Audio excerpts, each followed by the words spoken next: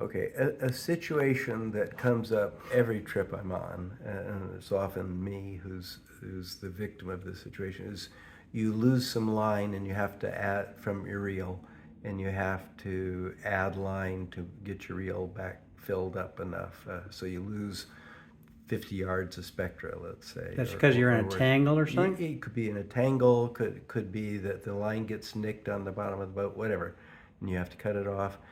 How do you then get your reel back up to the fullness of spectra that you want? Okay, I use only hollow spectra, which I can get down to 40-pound test. Power Pro Hollow Ace goes down to 40-pound. Cigar Threadlock Hollow goes down to 50-pound. I use only hollow so I can do an inline splice where you put one line inside the other. However, what if you don't have hollow on the reel to begin with and you want to splice a solid line with a hollow or just two solid lines? What knot can you use to do that? Well, you could use a lot of knots. You can use a back-to-back uni knot, which is not the strongest knot and not the most comfortable knot. The best knot that I have found for splicing solid to solid or hollow to solid is the blood knot. The blood knot is basically you wrapping, laying two lines across each other and then wrapping down on one side, back on the other side, and then going through between the two and then holding that loop and then taking the other line, wrapping around the same number of times away and the same number of times back, and then going through in the opposite direction so that the two tag ends are coming out the middle in opposite directions. That's basically going to be the knot. Larry ties 10 turns out and 9 turns back, and he's very, very successful with that. I tend to be a little bit more impatient and I struggle more to cinch the knot up, so I tend to do 7 or 8 turns. I'm not saying that's as strong as 10. I'm not saying 10 is stronger than 7 or 8. It's whatever you feel like, but I don't think I would use less than 6 out and 6 back under most circumstances. One of the biggest advantages of this knot when it's tied correctly is that it cinches down on itself in such a manner that you can cut the tag ends as close as you can possibly get to the knot. That turns out to be a huge advantage when you're fishing and you're thumbing the spool and lines going out, whether you're casting or whether you're fighting a fish. If you've got a knot where the tag ends are sticking out enough to protrude, it can be hard on your hand, on your thumb, if you're thumbing the spool. So by having a knot that's smooth on both ends and you can cut the tag ends right flush against the knot, that's very, very desirable. It makes it a much more comfortable knot to fish with. It doesn't snag your line when it's going out, etc. So let's go ahead and tie the knot. We're going to start with, I would say, approximately 20 inches of line overlapped, okay?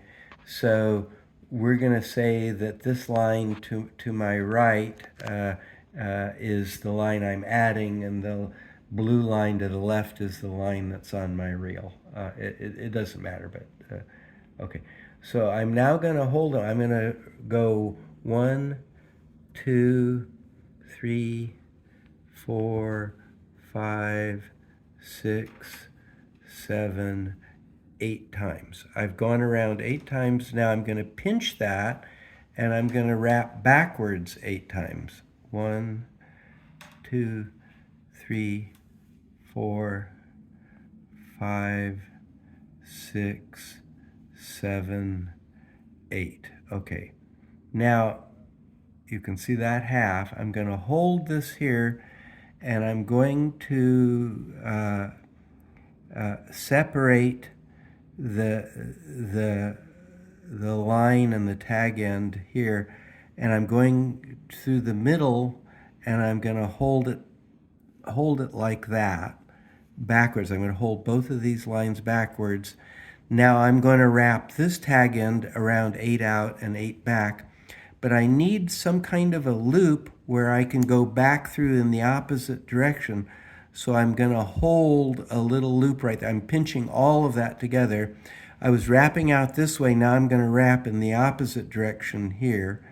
1, 2, 3, 4, 5, 6, 7, 8. And then I'm going to go back 1. I'm trying to hold my loop, so that makes it a little trickier. 2, 3, 4, 5, 6, 7, 8. Okay, and now you can see that this line went through this way, so I'm going to finish it off by having the line come in the opposite direction. So now what I have is the two tag ends are coming through that loop in the middle in opposite directions. I would normally lubricate this heavily. I'm not going to do that, just so that you can see it better. But you can see it. I'm going to just tighten this up a little bit. You can see how it's cinching down, and it's getting. Notice how hard it is in the middle. It's pinching these two tag ends. That's going to allow me to be able to cut them almost, well, as flush as I can get it. Now I'm going to use my knot puller and pull it even more. Beautiful, super thin knot too. Yeah. You won't even feel it going through your guides. Yeah, yeah. It's an elegant knot. So that's slipping just a little bit. I'm going to go around one more time. Sorry. And that's basically what the finished knot looks like. I don't think these tag ends are going to pull it all. It's basically. So look how well this is going to go through the guides on both ends because of how well it cinches down. And then I'm going to cut it basically as close as I can get. So you're just doing a flush cut. Basically a flush cut, or I'm attempting a flush cut. I'm not succeeding quite, but there, that one came out more flush. So that's the knot. Very, very tiny. Very, very easy on the fingers when you come around to it and you're thumbing the spool and the spool is turning and your thumb goes over that. That's an 8-turn blood knot. Larry uses 10 turns. Thank you. And frankly, that would be a lot faster to do than connecting two hollow lines. Yeah. But the virtue of this is it's fast and it's cheaper. And also, a lot of guys like the solid line because it is thinner. Yeah. And it doesn't float. So this would be how you would connect two solid lines. Beautiful. Yeah. Thank you.